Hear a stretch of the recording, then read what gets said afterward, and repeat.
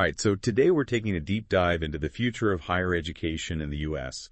Specifically, we're looking at this article you sent over, Bursting Bubble by Dr. Lev Neimotin. Yeah, Dr. Neimotin's got quite the background for weighing in on this. He's got a PhD, and he founded a tech company called N5 Digital.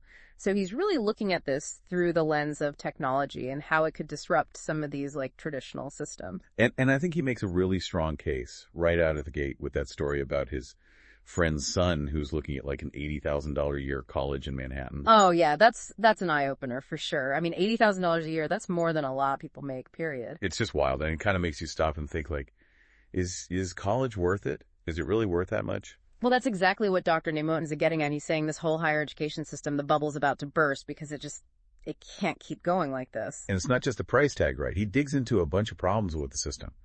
Like, he questions the value that students are actually getting for all that money. Yeah, he spends a lot of time talking about this gap between tuition costs and the actual quality of education. That tuition versus quality thing.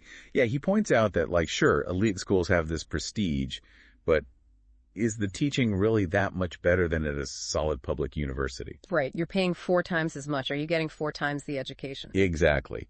And it's not just about like individuals getting a good deal or not. He argues that this whole system is discriminating against talented students who can't afford those top-tier schools. Yeah, he's saying we're basically limiting opportunities and potentially missing out on like really valuable contributions to society just because someone can't afford a $200,000 education. And he even challenges this idea that going to an elite school guarantees success. You know, he talks about how students often end up back in their pre-existing social tiers after they graduate, even after mixing with different social classes in college. It's like that elite label might be more of an illusion than a ticket to upward mobility. So if it's not about quality and it's not about guaranteed success, what are we really paying for? Right, and then he moves on to tackle like the actual model of education itself. He says the traditional lecture hall experience is just outdated in a world with all this amazing technology. Yeah, like we've got remote learning AI assistants, VR, AR, all this stuff that could totally revolutionize how we teach and learn. Yeah. But we're still stuck in this old model. It's like we're clinging to the past while all these possibilities are just waiting to be explored. I like that analogy. Yeah. Yeah, it's like we're afraid to let go of the familiar, even if it's not really serving us anymore. And think about it, instead of being limited by geography or, the cost of bringing everyone together, we could have the best professors in the world reaching students everywhere through technology. And that's where things get really exciting for me, because he even suggests that this model could drastically reduce the cost of education, potentially making it nearly free. Wow, nearly free. Now that would be a game changer, especially with the student loan debt crisis we've got going on. Yeah, he talks about using public funding or minimal student fees to make education accessible to everyone. It's a pretty radical idea. But to do that, he says we'd need a complete overhaul of the current system.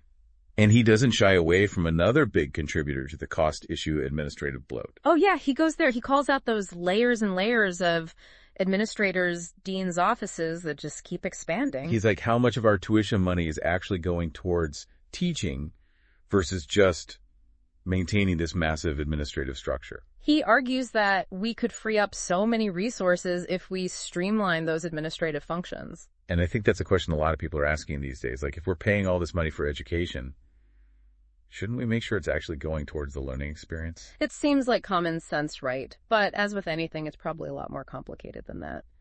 Yeah, I mean, I think he makes a good point about needing to really scrutinize that structure. Like, are all those administrative roles really necessary? Are they as efficient as they could be? Could we streamline some things, maybe use technology to reduce that burden? There are definitely questions worth asking there. For sure. And this whole conversation about technology and online learning, it's interesting because part of me wonders if something would be lost in that transition. Like, is there something special about that in-person experience, those face-to-face interactions and discussions that wouldn't translate as well to a virtual environment? I think that's a really valid concern, and Dr. Neimotin does acknowledge that there are benefits to in-person learning, like those social connections, the sense of community that you can build. But he also argues that technology could actually enhance some of those aspects, too. Oh, like how? Well, he talks about things like virtual reality classrooms, where students from all over the world could collaborate on projects together, or AI-powered platforms that connect students with mentors or peers who share similar interests. So instead of replacing in-person learning technology could actually create new ways to connect and collaborate even across geographical boundaries. Right, exactly. And it's important to remember that technology is always evolving. So what might seem limited today could become much more immersive and engaging in the future. Okay, so let's say this higher education bubble does burst. Like Dr. Namoten predicts. What kind of system does he envision taking its place? He describes something much more decentralized, flexible, and accessible. Like instead of these huge centralized universities, he imagines a network of smaller specialized learning hubs. Learning hubs. Yeah, both physical and virtual, and they'd be connected by this global network of online resources and expert instructors. So these hubs could cater to specific industries, disciplines, or even individual learning styles. So it's like a more personalized and affordable approach to education, kind of like a choose-your-own-adventure. Yeah, exactly. It's moving away from that one-size-fits-all model to something more diverse and adaptable that empowers people to really tailor their learning to their own goals and interests. That sounds like a pretty radical shift. It is, and Dr. Namoten argues that it's not only possible but inevitable. He says the current system is just too unsustainable to continue in its present form. You know, with the rising cost, the questions about value, the rapid pace of technology, all these factors are pushing us towards a major transformation. It's almost like we're on the verge of a paradigm shift,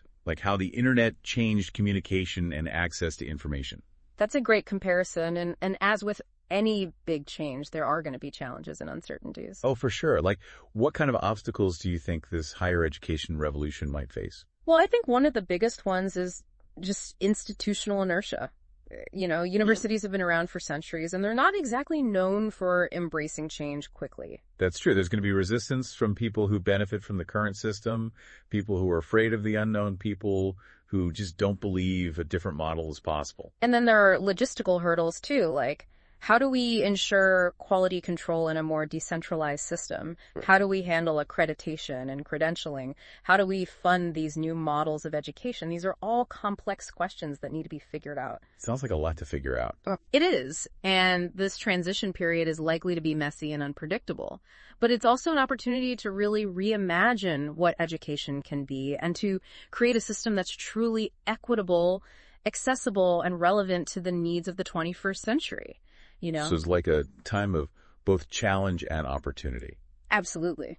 So what does all this mean for like the average person listening to this? What can they do to prepare for this potential higher education revolution? I think the biggest thing is to be proactive. You know, don't just wait for the system to change. Take control of your own educational journey. Absolutely. Don't assume that the traditional path is the only option. There are so many alternatives out there. Like what kind of alternative? Well, you've got online learning platforms, vocational training programs, apprenticeships, there are tons of ways to gain knowledge and skills these days. And it's not just about specific skills, right? It's also about developing those like critical thinking, problem solving, communication, those core skills that are valuable in any field. Yeah, those are the skills that help you adapt and thrive no matter what changes are happening around you. And remember, learning shouldn't stop once you graduate. You know, embrace the idea of lifelong learning. Always be curious. Always be growing. That's so important. And I think Dr. Namoten's article really pushes us to think about all this, to question the assumptions we have about higher education and what we really want from it, both for ourselves and for future generations. It's definitely a call to action for all of us. Stay informed, question assumptions, be open to new possibilities. The future of education is really in our hands. This has been such a thought-provoking deep dive. Yeah. We've talked about the cost of education, the value of traditional institutions, the potential of technology to disrupt the system. It's a lot to process.